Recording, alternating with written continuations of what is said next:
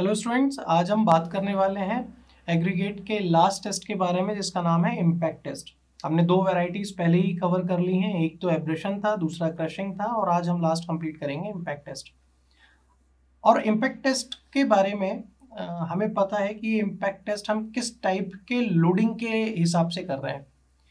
जब हम बात करते हैं स्टोन के टफनेस की, एग्रीगेट के टफनेस की, तो उस टाइम पे स्टोन हमारा कितना टफ है उस चीज को फाइंड आउट करने के लिए हम कौन सा टेस्ट यूज करेंगे? इम्पैक्ट टेस्ट यूज करेंगे।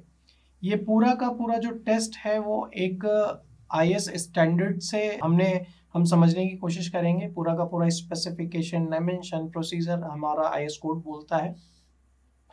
बेसिकली जो स्टोन है, एक इम्पैक्ट लोडिंग के अगेंस्ट कितना रेजिस्टेंस शो कर रहा है, या फिर इम्पैक्ट लोडिंग के कारण उसके अंदर कितना फ्रैक्चर हो रहा है, उसको इस पर्टिकुलर टेस्ट से डिफाइन किया जाता है और उसी इम्पैक्ट लोडिंग के ही बेसिस पे हमने इसका नाम रखा है इम्पैक्ट टेस्ट। बेसिकली जब हम बात करें इसके अंदर, इस टेस्ट के अंदर, तो इस इम्पैक्ट वैल्यू से हमें क्या इंडिकेशन मिलता है, हमें क्या समझ में आता है? हम एग्रीगेट की एक रेजिस्टेंस की वैल्यू को फाइंड आउट करते हैं, मेजर करते हैं, एक रिलेटिविटी शो होती है उससे। जैसे कि अगर हम बात करें कंप्रेसिव स्ट्रेंथ की, अगर इम्पैक्ट लोडिंग अगर बढ़ती है तो ग्रेजुअली हमारी कंप्रेसिव स्ट्रेंथ, स्ट्रेस भी इंक्रीज होएगी। तो इन्हीं सब को लेके हम इस टेस्ट को परफॉर्म करते हैं। उसके लिए हमारे पास एक इक्विपमेंट होता है जो कि कहलाता है इम्पैक्ट टेस्टिंग मशीन। इसके अंदर मैं इसको अगर थोड़ा सा आपको डिफाइन करना चाहूँ तो सबसे नीचे एक सर्कुलर बेस लगी होती है।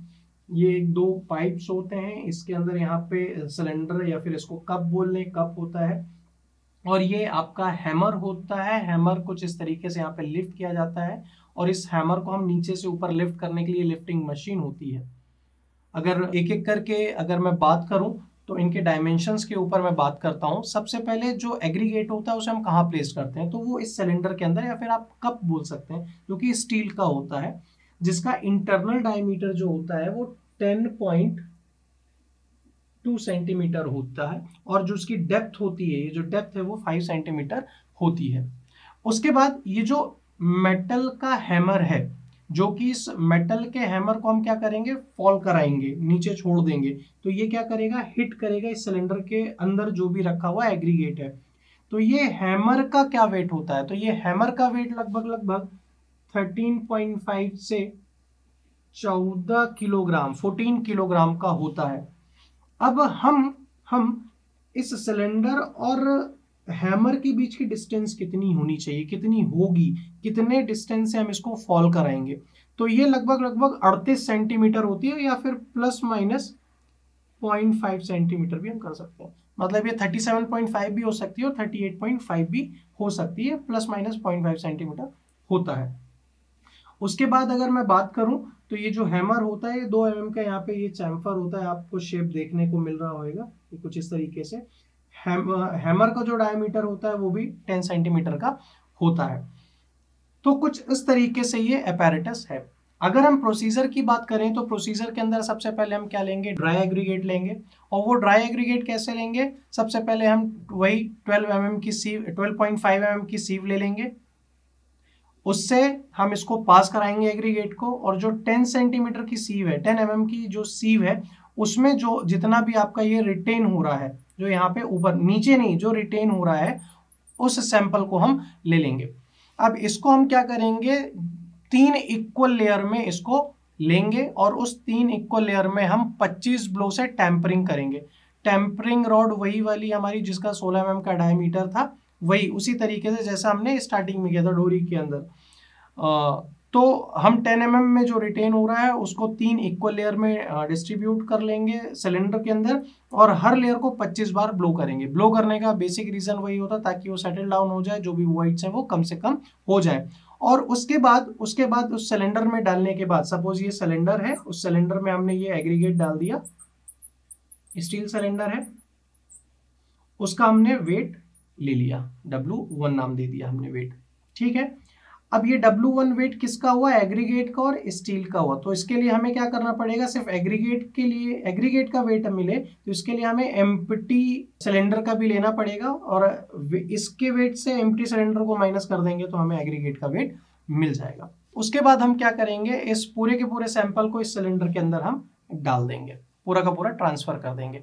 और उसके बाद हम क्या करेंगे, 38 सेंटीमीटर के हाइट से इसको हम 15 बार, इस हैमर को 15 बार फ्रीली फॉल करेंगे। सपोज ऐसा उठाया और छोड़ दिया, अगेन ऐसा उठाया उसको छोड़ दिया, उठाया उसको छोड़ दिया, कितने नंबर ऑफ टाइम्स, 15 ब्लोज देंगे उसको, 15 टाइम्स हम इसको ऐसा करेंगे। अच्छा बेटा, जितने भी मैंने ये वैल्यूज बताई हैं सिलेंडर की, कोई भी डायमीटर, जितने भी टेस्ट की बताई हैं, आप किसी भी कॉम्पिटिटिव एग्जाम की तैयारी करेंगे तो आपसे कोई भी प्रोसीजर नहीं पूछेगा, वो वही वैल्यूज पूछेगा कि इसका जो हैमर का और ये सिलेंडर का क्या फ्री फॉल होने वाला है, उसकी डिस्टेंस कितनी होने वाली है। तो एसएससी जैसे या फिर व्यापम जैसे छोटे एग्जाम्स में, जेईई के एग्जाम में ये वैल्यूज पूछी जाती हैं। जैसे अभी हमने बात की थी कि एब्रेशन वैल्यू, परसेंटेज एब्रेशन कितना होना चाहिए, 40% होना चाहिए, 40% से ज़्यादा एक्सीड नहीं होना चाहिए। तो ये वैल्यूज को आप लोग ध्यान से पढ़ेंगे। खैर, हमने इस हाइट से हैमर को फ्री फॉल कराया कितने टाइम्स, 15 टाइम्स करवाया। उसके बाद जाहिर सी बात है, जब ये एक इम्पैक्ट लोडिंग पड़ रही है तो जो हमारा सैंपल है वो ब्रेक डाउन होएगा। तो ब्रेक डाउन होएगा, तो जो ब्रेक डाउन होगा, पिछले केसेस में हमने 1.7 mm की सीव से पास करा के वेट लिया था, बट इस बार यहाँ पे जो हमारी सीव होगी वो 2.36 mm की सीव होगी, और उससे इस सैंपल को निकालेंगे और जितना पास होगा, जाहिर सी बात है इसमें कौन से पास होंगे, वही छोटे छोटे क्रस्ट पार्टिकल, छोटे छोटे क्रस्ट पार्टिकल होंगे।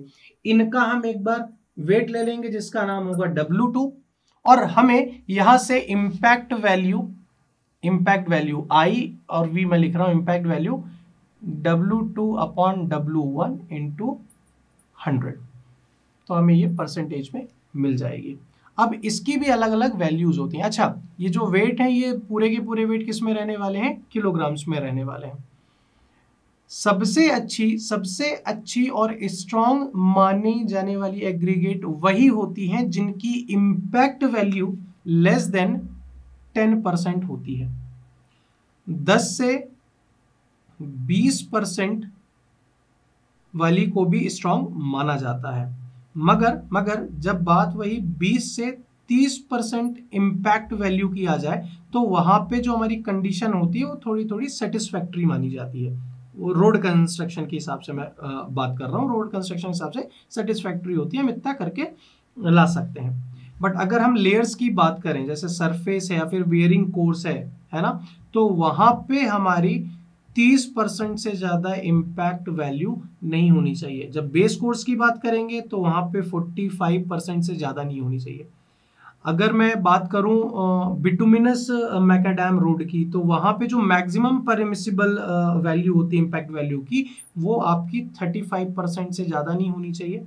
और जब हम WBM जैसी रोड की बात करें, मतलब वाटर बाउंड मैकाडैम का अगर बेस कोर्स है, तो वहां पे आपका 40% से ज्यादा नहीं होना चाहिए। मैं लिखता चलता हूँ WBM के लिए मैक्सिमम परमिसिबल, ये बिटुमिनस मैकाडैम के बारे में हम बात कर रहे हैं। अगर हम 45% की बारे में बात करें तो ये हम बेस कोर्स के बारे में बात कर रहे हैं, यहाँ पे बियरिंग कोर्स के बारे में बात कर रहे हैं।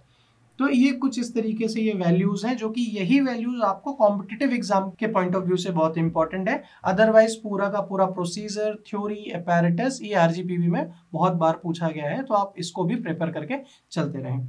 तो आई होप आपको इम्पैक्ट टेस्ट भी समझ में आया होगा, बहुत ही इंपॉर्टेंट है। इम्पैक्ट लोडिंग के आने के बाद क्या असर होता है, कैसे चेंज होती है, उसको जानने में मदद करता है। आज का लेक्चर को हम इसी पॉइंट पे एंड करते हैं। Thank you very much.